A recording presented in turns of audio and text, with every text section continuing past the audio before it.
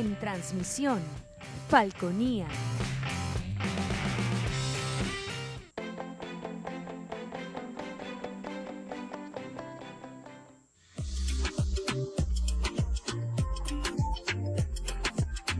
Este programa es de tipo informativo y de opinión, que contiene elementos de lenguaje, salud, sexo y violencia puede ser presenciados por niños, niñas y adolescentes sin la supervisión de sus padres, madres, representantes o responsables.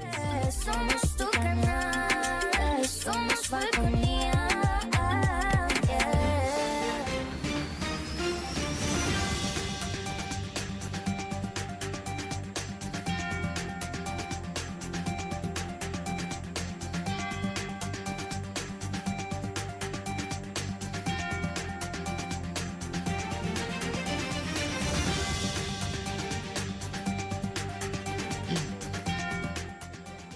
Hola, ¿qué tal? Buenas noches, bienvenidos a Punto Fijo de Opinión a través de Falconía. Como siempre es un honor estar con ustedes, gracias por la atención que nos dispensa. Nuestro invitado para esta noche es el amigo Raúl Chirinos, dirigente político, abogado. Bienvenido, Raúl, una vez más a Punto Fijo de Opinión a Falconía. Gracias por estar con nosotros.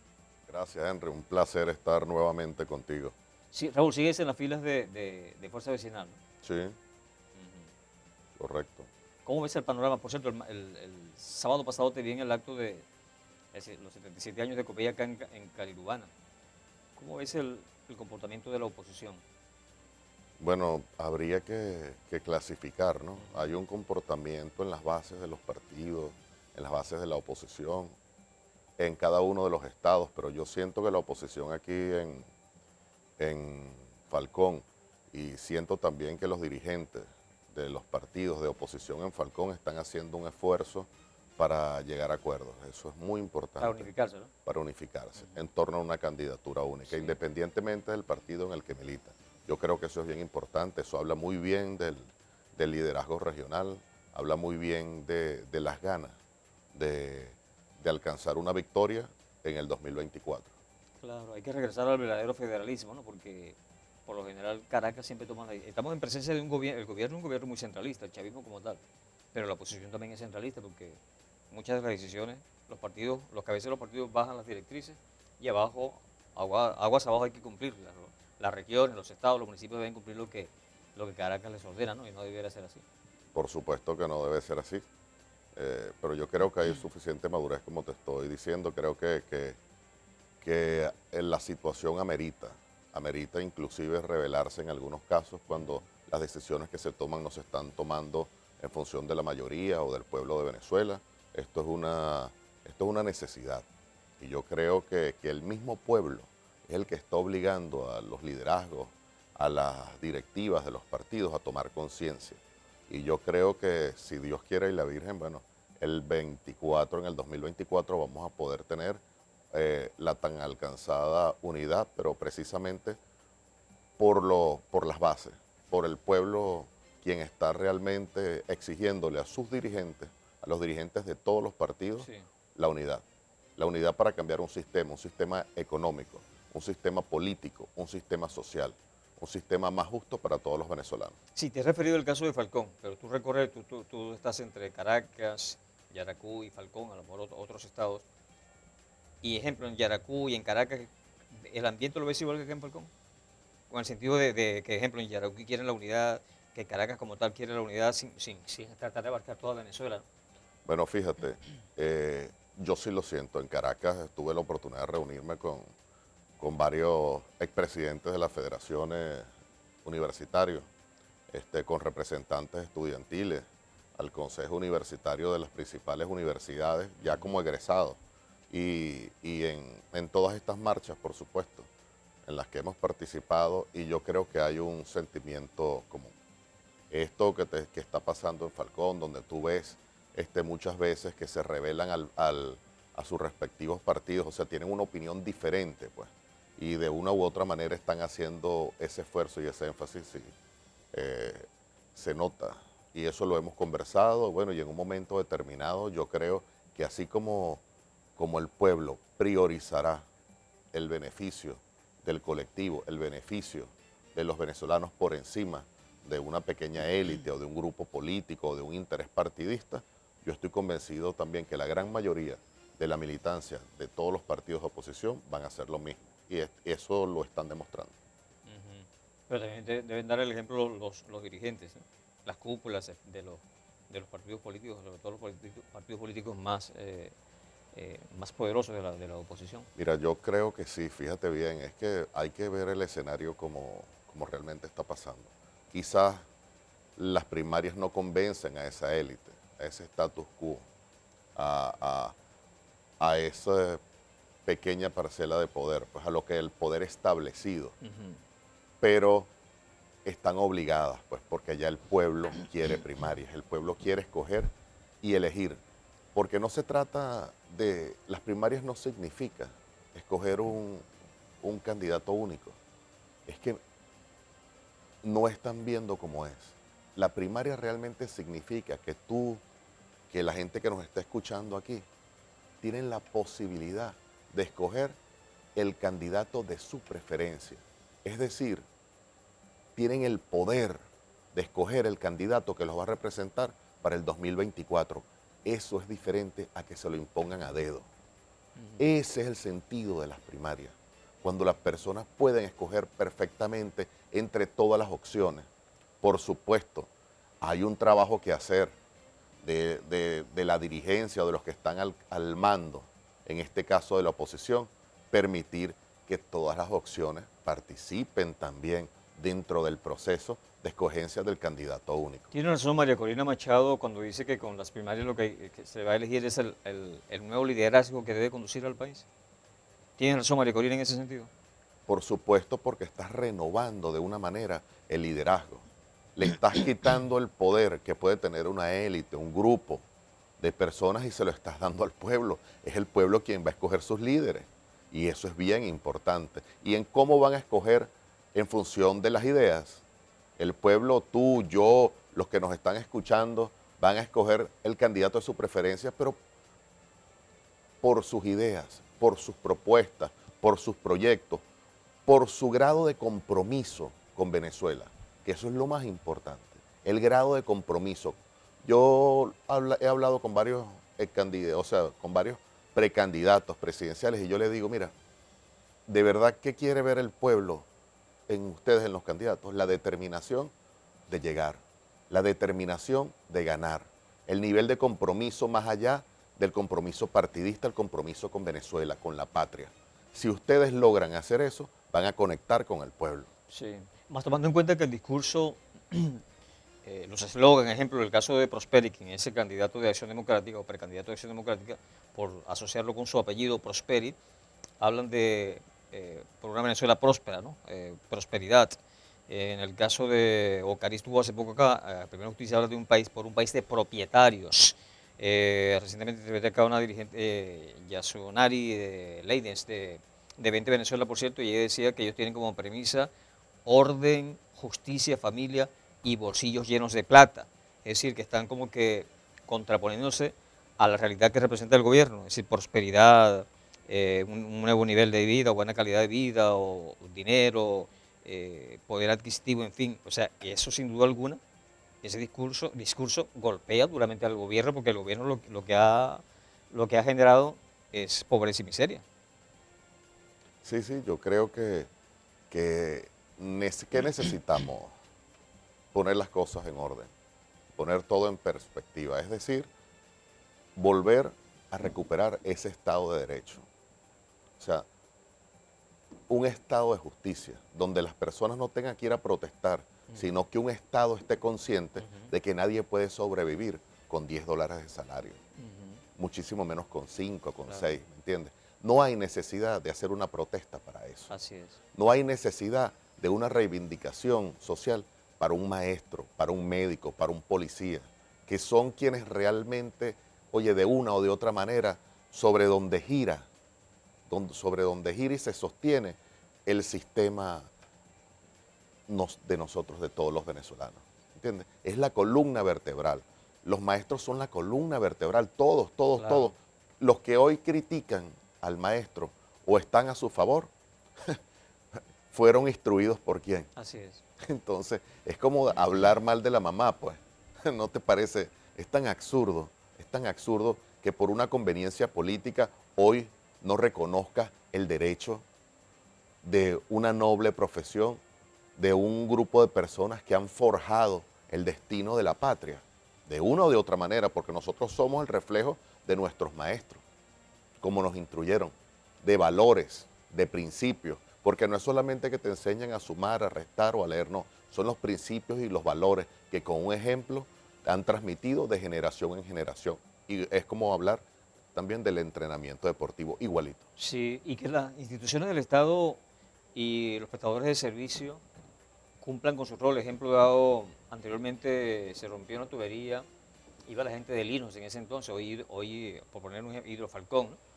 Entonces, en los últimos tiempos se cree, ¿no?, que la misma comunidad debe resolver ese problema, pero ¿por qué? Si los especialistas son la gente de Hidrofalcón, debe ser ellos que resuelvan el problema. Y no la gente, porque si yo no sé nada de tubería, porque voy a meter una tubería, si los que saben son la gente de ejemplo de Hidrofalcón, Bueno, ¿no? Que fíjate, cada quien cumpla con su rol. fíjate lo que está pasando, la cantidad de agua que se pierde por segundo en la Coro Punto Fijo, en la tubería de Coro Punto Fijo, una tubería que debió ser reemplazada, en el cual se le asignaron los recursos para reemplazarla. Y tú pasas y todos los falconianos o la persona que venga de Coro a Punto Fijo se dará cuenta la inmensa cantidad de agua. Se han creado lagos artificiales debido a la enorme cantidad de agua que se pierde. ¿Por qué? ¿Por qué se pierde? ¿Por qué no reemplazaron la tubería completa? Para ahorrarse unos reales y cogérselo.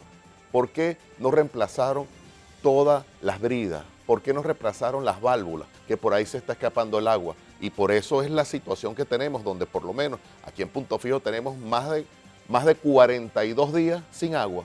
Específicamente en Antiguo Aeropuerto tenemos desde diciembre no llega el agua. Entonces eso es por culpa de quién. ¿A quién le tiene que doler? Es que el pueblo tiene que salir a protestar para que vayan a tapar y a reemplazar esas válvulas, a quitar esos botes de agua de la carretera que impiden que el agua llegue a Paraguaná. No puede ser. No, para el martes creo que debe estar llegando el agua a Antiguo Aeropuerto, creo yo. Porque Sí. en el centro ya está por culminar el... Estaba llegando el sábado, lo estamos esperando para el sábado y no ha llegado. Ok. Ojalá. Bien, hacemos el corte comercial y ya continuaremos conversando con Raúl Chirinos, dirigente político. Este es Punto Fijo de Opinión a través de Falconía. No se aparten, ya regresamos.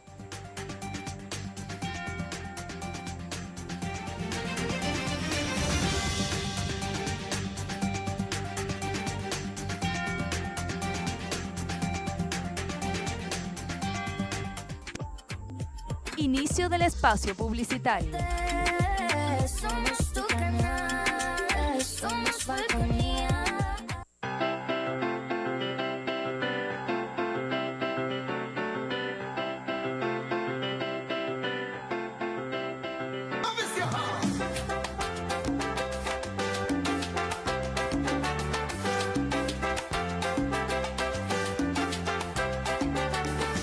Caminando se aprende la vida, caminando se sabe lo que es, caminando se cura la herida, caminando que deja el ayer, en Puerto Rico y Panamá, en Colombia o en New York, el que no vive no prueba el sabor que da el amor, caminando y mi tropezón, caminando y nunca paré, caminando entre risa y dolores, caminando adelante y con fe.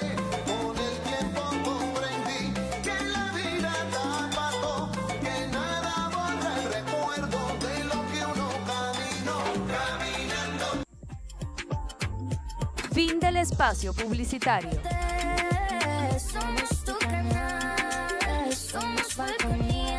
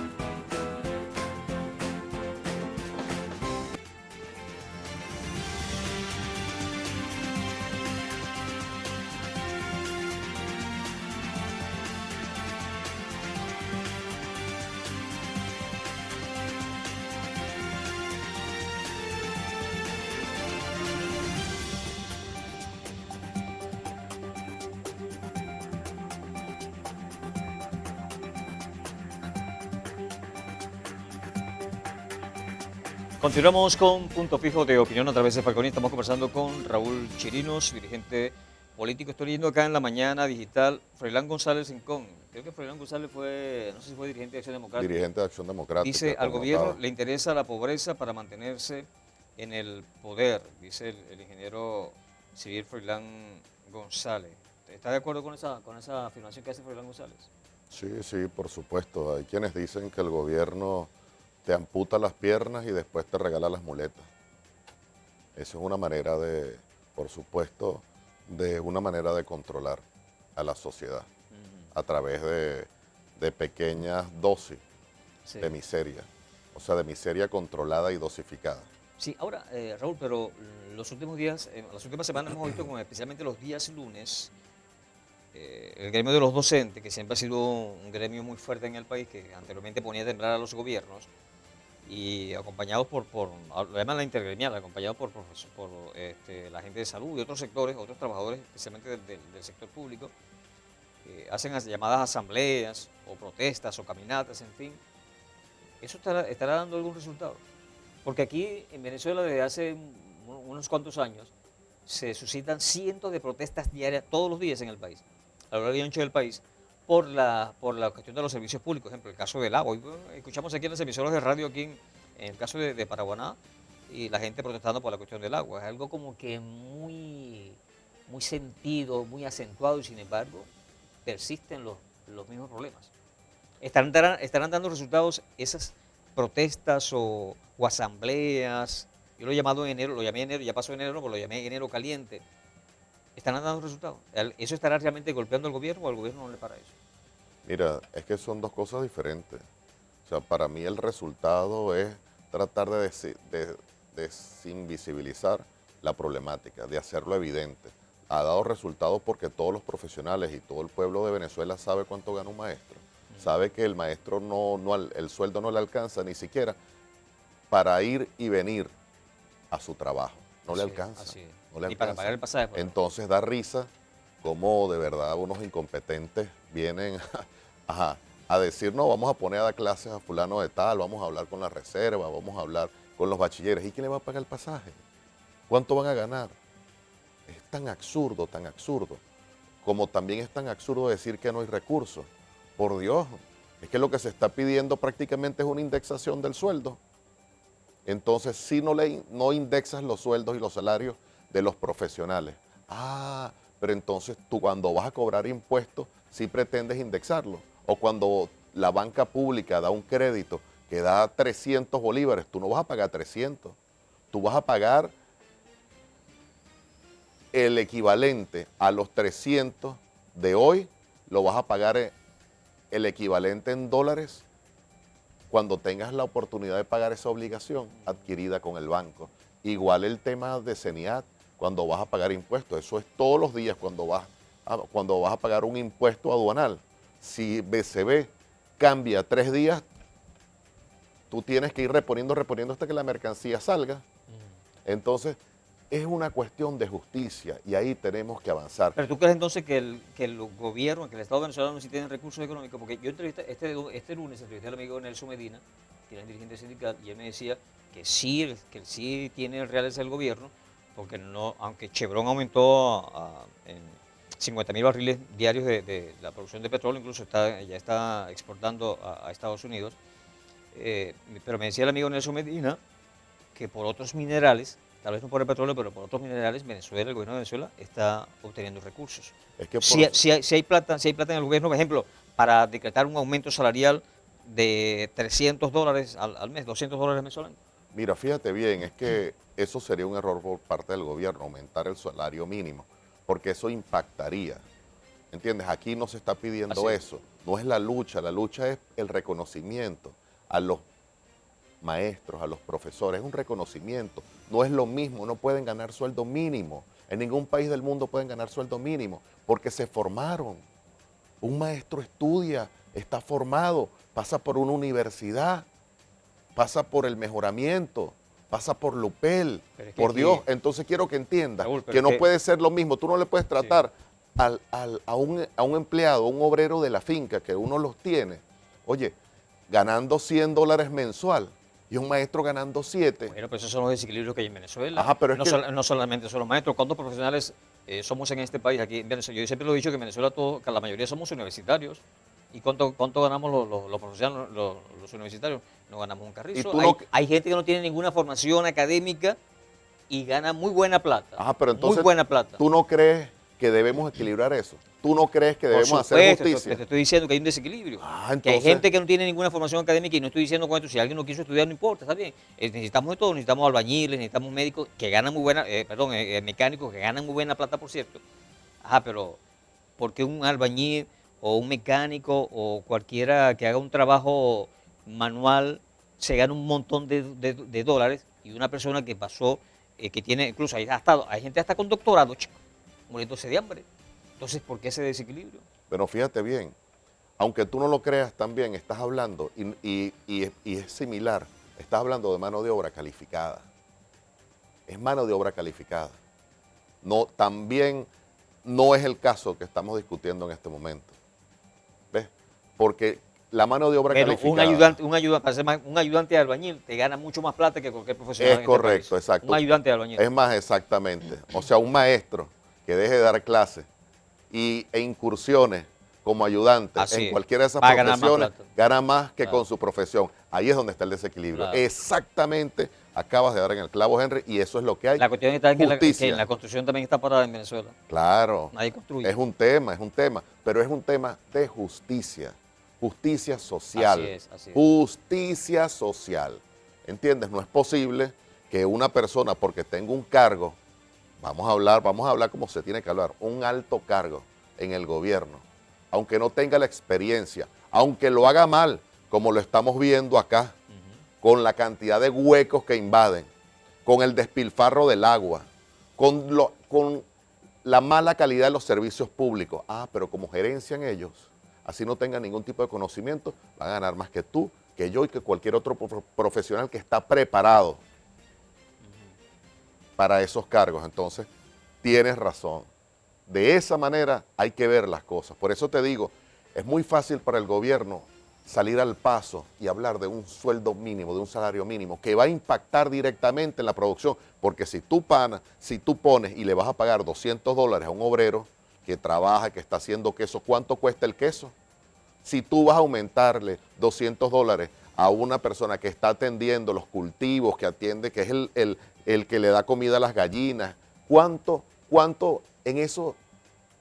se aumentan esos costos de producción? Se elevan muchísimo. Sí. Entonces no vas a ver el salario, no lo vas a ver. Entonces, ¿qué tenemos que entender? Que el salario tiene que ser producto de esas luchas, de esas reivindicaciones por grupo. Tomando en cuenta que del productor, o sea, del productor a cuando llega al consumidor final, hay un trecho larguísimo. Por supuesto. Por la cadena de comercialización. El productor en todo caso es quien menos gana. Siempre ha sido así. Sí. Siempre ha sido así. Entonces, ¿cómo impactaría eso inclusive en la cadena de distribución o en la cadena de comercialización? No solamente en la cadena de producción, sino en la cadena de distribución o en la cadena de comercialización. Cuando tú vas a impactar que un vendedor los $200, ¿me entiendes? Y si no vendes, y si no se comercializa el producto, entonces, oye, el sistema es perfecto porque se puede arreglar y se arregla por sí mismo, porque cuando las ventas son mayores, oye, las comisiones se dan, entonces se equilibra el sistema, pero por decreto, por ley, que es el error de este gobierno, tratar de aumentar las cosas por decreto y por ley, así no se decreta la economía. Estamos de acuerdo. Igual que como hablaban de que, ¿te acuerdas que las zonas económicas especiales, ¿en qué quedó? Y lo hablamos aquí en ese momento. No quedó en palabras. Sí. Ahí está. Así es. Letra muerta. Así es. Letra muerta, porque eso no se decreta. Para Así eso es. se trabaja. Sí. Al regreso, hacemos el corte comercial, pero al regreso entonces nos planteamos qué hay que hacer, porque estamos de acuerdo en que con subir los salarios, con eso no se resuelve la situación. Incluso aquí se pueden subir los salarios a $1.500, $2.000, $3.000. Pero mientras no haya producción en este país, seguirá la cosa como está. Un país sin producción no puede pagar esos salarios. Así es, bien. Hacemos el corte comercial y ya continuamos conversando con Raúl Chirinos, dirigente político. Este es Punto Pico de Opinión a través de Falconía. No se aparten, ya regresamos.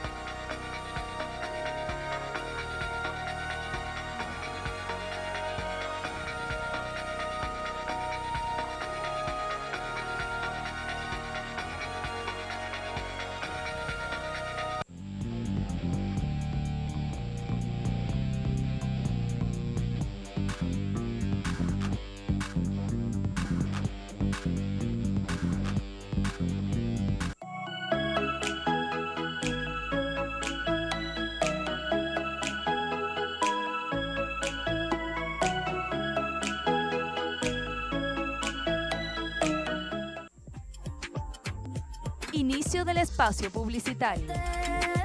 Somos tu canal, somos Falconía.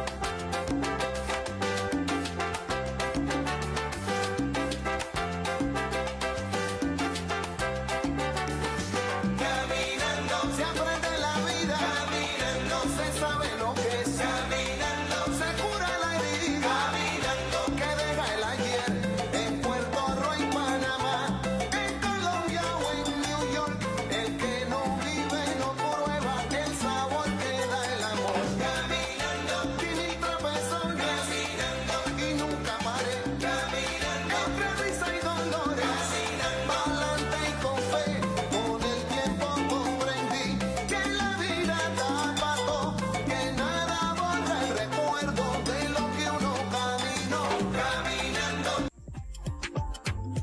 Fin del espacio publicitario. Somos tu canal, somos Falconía.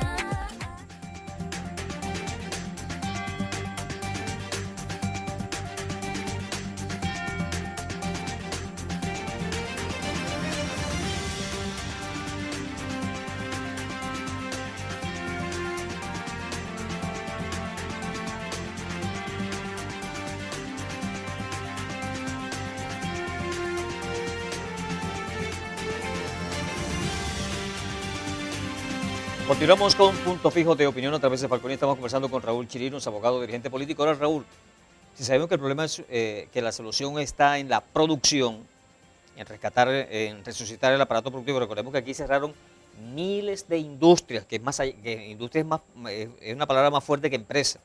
Industrias, manufacturas que producen, porque es distinto la producción como tal al comercio. Un comerciante lo que hace es vender ya el producto elaborado. Ahora, la cuestión está en construir el producto o en producir el producto, ¿no? Miles de industrias cerraron en este país. ¿Cómo hacer para rescatar, para resucitar ese aparato productivo? ¿Qué hay que hacer? Reactivar la economía. Reactivar la economía por sectores. Eso, por lo menos, eso es lo que yo opino. Es decir, el sector metalúrgico, reactivarlo. ¿Cuánto necesitamos nosotros para reactivar ese sector? El sector construcción. ¿Cuánto necesitamos nosotros destinar de recursos para eso? ¿Cuánto necesitamos nosotros para mejorar los servicios? Porque ¿qué sucede? El problema es de servicios. Cuando la electricidad es inestable, ¿cómo se produce? Cuando no hay agua en una planta, en una empresa, ¿cómo se produce? Entonces yo creo que hay que hacer ese trabajo. Y sobre todo el gobierno tiene que empezar a recuperar de lo que produce. Es decir, fíjate bien. Una siderúrgica en manos del gobierno, del Estado, en manos de privados o en manos de ambos, tanto de Estado como de privados. Mira, se trata de sincerar. El Estado tiene que darse cuenta si es capaz o no es capaz, si es competente o no es competente para administrar algunas de esas figuras. De hecho, yo creo que es bien importante lo que se está haciendo en materia de alianzas, donde capital privado con control en esas empresas, es decir, con mayoría y teniendo la presidencia, como está pasando ahorita con Chevron y Petropiar. Ok, sí, está bien, yo pongo la plata, pongo el dinero, pero yo, porque me duele, es mi dinero, yo pongo el gerente. ¿Cómo se va a manejar? Yo decido cómo se maneja y es verdad, tienes que tener el control. Porque es como que tú me dejas a mí un dinero, ¿verdad? A mi empresa eres socio, pero entonces no tienes ninguna capacidad. Entonces eres socio de que de mentira, eres un inversor, no eres socio. Entonces, precisamente es el conocimiento privado y la experiencia de la empresa privada que va a sacar adelante el aparato productivo. Entonces no podemos perseguir al empresario. El empresario no solamente sirve para pagar impuestos, no, hay una función social, te genera empleo, te genera producción, te estabiliza la economía, ¿entiendes? Todo eso, pero hay que hacerlo, hay que apoyar al sector privado, Raúl, apoyar a la pequeña y mediana industria. Pero apoyarlo ¿de qué manera? Porque hay que olvidarse de eso, de que el papá Estado es quien me da la teta a mí como empresario para que yo pueda accionar. No puede ser. No. El empresario tiene que producir e invertir de su dinero, de sus recursos. El Estado lo que tiene es que visualizar, supervisar y controlar a través de los mecanismos, leyes, qué sé yo, pero que el empresario emprenda por sí mismo. Claro, sin es la ayuda que, del gobierno. es del que no Estado. estamos pidiendo eso. Lo que se está pidiendo es seguridad jurídica. ¿Me entiendes? Y ahí el Recuperar, detalle. recuperar el Estado de Derecho. Evitar los abusos de poder. Ok, Porque eso es lo que ha cerrado esas empresas. Sí. Porque se ha perseguido, se ha pretendido perseguir al empresario. ¿Entiendes? O sea, por tu tendencia política. Estamos equivocados. Ahí tenemos el caso de, Esa ahí tenemos el persecución caso de es mala. Chevron. Ajá. Chevron está produciendo, está rescatando la industria petrolera y la mayor parte de eso es para Chevron como tal, porque Venezuela le adeuda por incumplimientos del gobierno venezolano con Chevron. Así pasó con miles de industrias, por eso muchas bajaron su Santa María y cerraron y se fueron. Claro, claro. Entonces, es allí el detalle. Es eso, es la falta de control. ¿Desde cuándo el gobierno venezolano los indicadores, no entrega cuenta a nadie? No entrega cuenta a la Asamblea Nacional. ¿Por qué la Asamblea Nacional no exige eso? ¿Cuánto es el ingreso que entra por ventas de petróleo a Venezuela? Tú lo sabes, nadie lo sabe, ni siquiera el Banco Central. Decisiones de ellos para que hagan eso. Entonces, a motu- Cuando hablamos de la recuperación económica, pasa por hablar de transparencia, pasa necesariamente por tolerancia cero a la corrupción, independientemente de donde venga. Porque ese dinero que está en otros bancos, en otros países, es el dinero de Venezuela, es el dinero que necesitas tú para mejorar el sistema de salud, es el dinero que necesitamos todos los venezolanos para mejorar el sistema de vialidad, para mejorar los servicios públicos. ¿Y dónde está esa inversión? Está en las cuentas personales de una élite fuera del país. Entonces, las cosas tienen que llamarse como son, con las palabras correctas. Si queremos sacar adelante al país, tenemos que tener cero tolerancia a la corrupción. Hay que hablar del sistema de derecho, del restablecimiento de la democracia, de los principios y valores democráticos, es decir, de la división de poderes. Decir, fíjate para que entendamos algo, es decir, el gobernador tiene que entregar cuenta, el alcalde tiene que entregar cuenta y el presidente, el Ejecutivo Nacional tiene que entregar cuenta también de cómo se distribuyen los recursos, Así es. porque vamos a hablar entonces, por ejemplo, Incluso eso debe, hoy con la nueva tecnología, eso debería estar publicado en las páginas web, todo el mundo debería ver eso. claro, pero ¿por qué? Da miedo, porque entonces una cosa que cuesta $100, un semáforo, por decirte algo, no, 2.500. Entonces la boca de visita, que son las tapas de aguas negras, que vale $250, no, 900. Hermano, si eso sale a la calle, o sea, tienen que ir presos por esa situación. ¿Cuánto cuesta una válvula? Esas válvulas que están en la coro punto fijo del agua. No, le van a meter $10.000 por cada válvula, que te asegura lo mejor que es así. Entonces, así ha sucedido, porque ¿cómo se dan esa vida? ¿Cómo se dan la vida a los gobernantes? Independientemente, vuelvo y repito, del partido político. ¿Cómo lo hacen? Están jugando igualito con el dinero de todos los venezolanos. Entonces, ¿qué es necesario? Que todo el mundo haga su trabajo, que el concejal realmente esté velando y esté revisando la gestión del alcalde, que el Consejo Regional Legislativo, los diputados, estén revisando la gestión del gobernador y de todo el tren ejecutivo, de cómo dirigen los recursos y hacia dónde van destinados esos recursos, que la Asamblea Nacional también esté encima de los ministros del tren ministerial, del Ejecutivo, a ver a dónde destinan los recursos que deberíamos saber que ingresan a la patria, que deberíamos saber, esos mismos recursos que son mal administrados. ¿Por qué? Porque no hay control, porque no hay transparencia. Y eso es lo que hay que cambiar. Eso es lo que necesitamos, que los candidatos presidenciales estén conscientes del gran sacrificio que hay que hacer, porque aquí ha ido, mira, la deuda pública y privada de Venezuela, el siglo pasado, en el 1900 se pagó 2 veces. La pagó Juan Vicente Gómez, que muchos decían un analfabeta, no sabía leer y escribir, pero pagó la deuda, la pública y la privada, la interna y la externa, la pagó. Y después, ¿quién lo volvió a pagar? Pérez Jiménez. Entonces tú me vienes a decir a mí que no se puede hacer las cosas, lo que falta es orden. Lo que hay, se necesita es justicia. Lo que necesita es que te duela la patria, que te duela tu estado, que te duela el vecino, el compañero. Eso es lo que, y para eso tenemos que hacer un esfuerzo. Cada quien desde su trinchera, repito, cada quien desde su trinchera, hasta el maestro dando clases, enseñando valores y principios. ¿Enseñando qué? Oye, soberanía, nacionalismo, transmitir esos valores, más allá de una dependencia ideológica, ¿no? Porque primero somos venezolanos, y eso, y también, por supuesto, humanistas. Así es. Entonces, eso, el Porque se respeto. ha hablado mucho de soberanía y de nacionalismo y resulta que no hay ninguna de las dos cosas. Es que no es, lo llevan en los labios. Así es. El Che lo decía. El Che, hay personas, el mismo Che, haciendo una autoevaluación de su propia gente, lo que conocía, decía, hay revolucionarios que llevan la revolución en los labios y hay otros que los llevamos en el corazón. Entonces hablan de patriotismo, hablan de primaria, hablan de unidad, pero solo aquí es en los labios. En el corazón lo sienten, no. Entonces el llamado es a la rectificación de todos los sectores, independientemente, repito, oposición, gobierno, como se quieran dividir. Necesitamos la unidad de la patria para cambiar un modelo económico, Sí, un modelo social, sí. un modelo político. Dijiste que la pagaron la deuda interna y externa Gómez y Pérez Jiménez, ¿no? Correcto, eso está en la No, historia. No con ello estás defendiendo o proponiendo un gobierno militar, ¿no? Para Venezuela.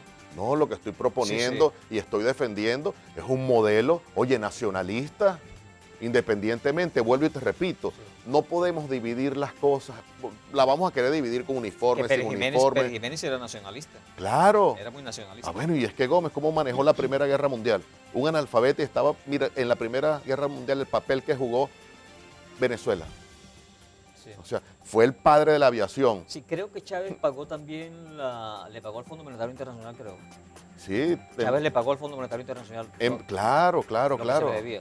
Claro, bueno, no, todo lo que se debía, no, estás loco, la deuda externa en aquel momento era 30.000 millones de dólares que la dejó Caldera, aproximadamente. Y bueno, ¿y cuánto es la deuda externa ahorita? Impresionante. O sea, lo que sucede, lo que pasa es que a lo mejor le dijeron, tú sabes el tema, no vamos a pagar esto, no vamos a aquello, pero al principio, cuando Venezuela creció en esos tiempos, oye, se cancelaba la deuda, era bien importante eso, pero había producción. Pero últimamente se cancelaba el servicio, es decir, Claro, los intereses. los intereses. Mientras que la deuda seguía allí Correcto. comiéndonos. Eso es un mal manejo Sí. de las finanzas públicas, de Así las es. finanzas del Hacemos país. el corte comercial, al regreso venimos ya con nuestro último segmento conversando con Raúl Chirinos, dirigente político. Este es Punto Fijo de Opinión a través de Falconía. No se aparten, ya regresamos.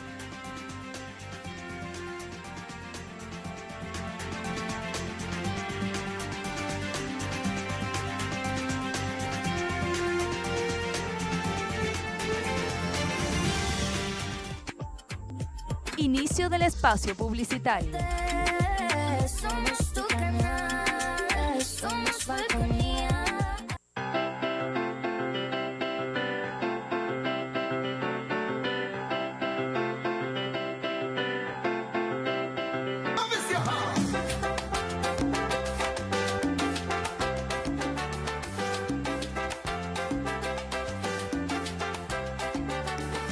Caminando se aprende la vida, caminando se sabe lo que es, caminando se cura la herida, caminando que deja el ayer, en Puerto Rico y Panamá, en Colombia o en New York, el que no vive no prueba el sabor que da el amor, caminando sin tropezones, caminando y nunca paré, caminando entre risa y dolores, pa'lante y con fe. Con el tiempo comprendí que la vida da pato, que nada borra el recuerdo de lo que uno caminó, caminando.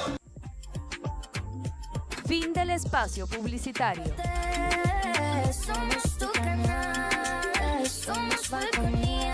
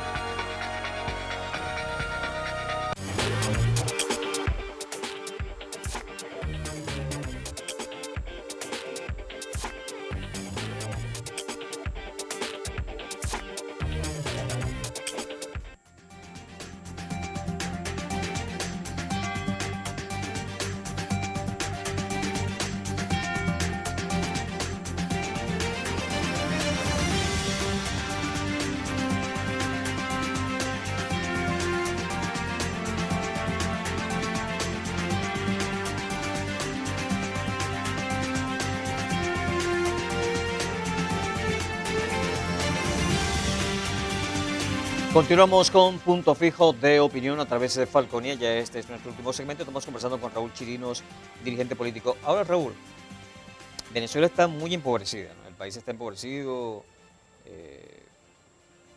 Ha habido una leve recuperación económica, pero sin embargo seguimos en las mismas, pues empobrecidos. La mayoría muy empobrecidos. Para resucitar el aparato productivo, para resucitar la industria en Venezuela, para industrializar nuevamente al país, esos recursos financieros, esos recursos económicos están fuera del país. En Venezuela no creo que no hay recursos suficientes para levantar la industria en Venezuela, para industrializar al país. Obligatoriamente deben ser recursos foráneos, bien sea o de venezolanos o de extranjeros, pero es necesario que sea capital extranjero el que venga a Venezuela para salir a flote. Sí, o sea, hace las cosas más rápidas. Eso es importante porque mejoraría y haría más eficiente la recuperación del país. Claro, aquí los ingresos que entran, por ejemplo, por petróleo, bueno, nosotros tendríamos que elevar la producción de petróleo porque los precios han ido incrementándose.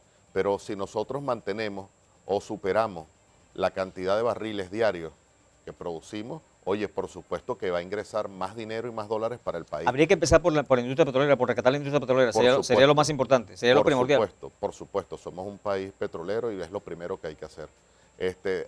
Reactivar también el tema de toda la cadena de explotación de minerales, tanto ferrosos como no ferrosos. Es importante eso, pero hacerlo bien, o sea, causando el menor impacto ambiental, pero se puede lograr, se debe hacer. Aquí Venezuela tiene muchísimos recursos minerales que pudiese estar exportando.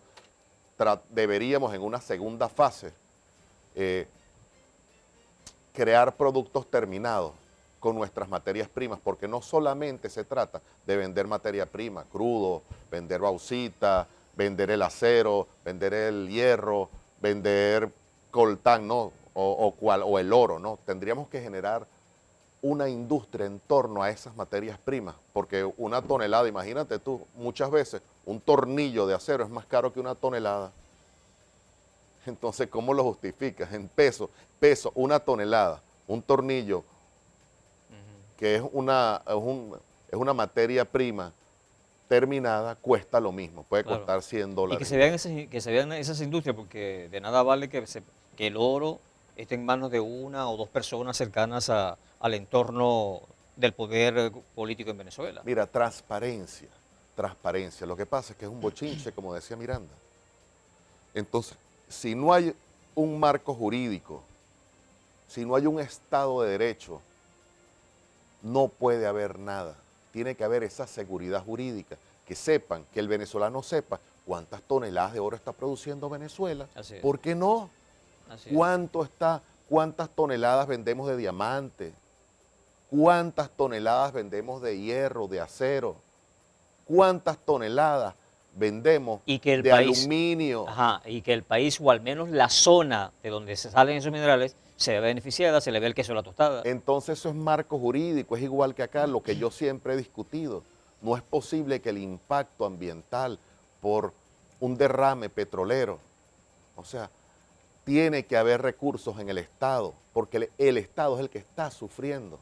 Hay estados que no pasa por allá una tubería, que no tiene nada que ver con refinación, ¿entiendes? Pero tiene que haber eso. Antes, aquí, PDVSA pagaba impuestos. Una de las dos alcaldías, tanto la de Los Taques como la de Carirubana, eran tremendas alcaldías con tremendo presupuesto. ¿Pero por qué? Porque la actividad económica que se desarrollaba aquí, la industria petrolera, aportaba para el crecimiento y el embellecimiento de los municipios respectivos. PDVSA deberá pagarle a Los Taques y a Carirubana, e incluso tirarle sus peloticas al municipio de Falcón también. Por estar en Paraguaná. Claro, ¿por qué no? Claro. ¿Por qué no? Astinave, ¿cuántas industrias? Cardón 4, que lo tienen ahorita en concesión, los portugueses. Oye, entonces sí hay, pero o sea, tenemos nosotros que respetar la ley, respetar el Estado de Derecho. Eso se llama democracia. Sí.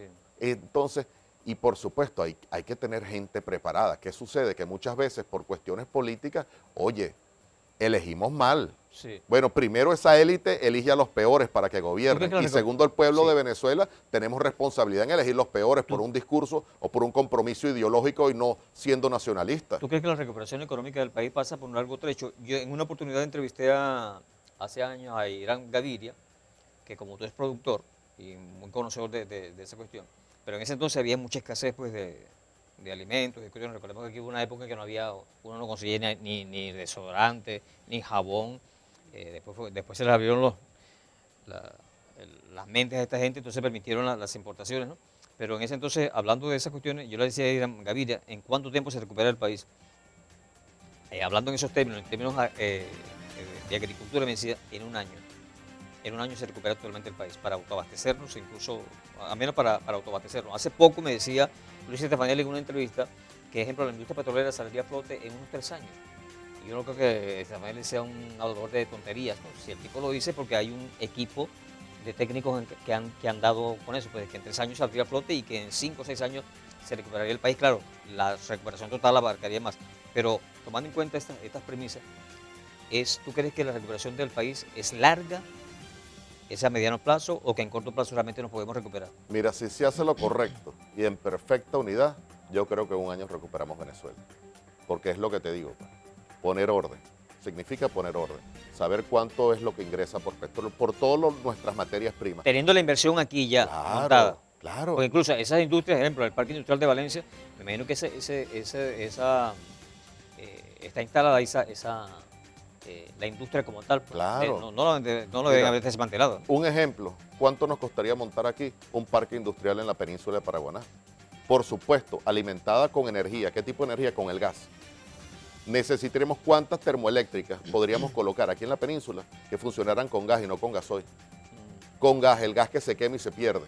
Entonces sí se puede. ¿En cuánto tiempo? En un año puedes hacer todo eso. Inclusive, ya vas a ver ahorita solamente con una pequeña ala que está haciendo Chevron, ya vas a ver, bueno, me acabas de decir tú que se aumentó en 50.000 barriles diarios. O Sí, sea, sí. imagínate, en un año a cuánto se puede llegar. Sí.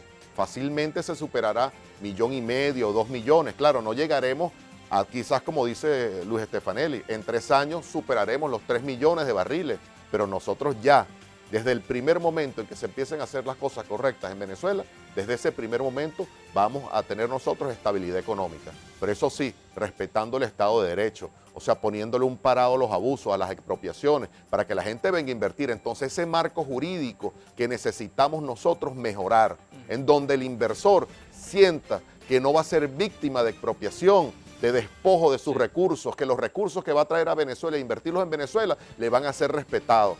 De eso se trata perfectamente. La seguridad jurídica es de capital importancia para esto. Es lo más básico. Sí, sí. Es lo básico. O sea, ¿cómo Así vas es. a invertir tú y tú no sabes en qué vas a invertir? O cuándo recuperas el capital, o si te lo quitan, ¿quién va a traerlo? ¿Tú lo harías? Por supuesto que no. Así es. Bien, Raúl, estamos llegando al final del programa. ¿Con qué quieres cerrar el punto fijo de opinión de esta noche?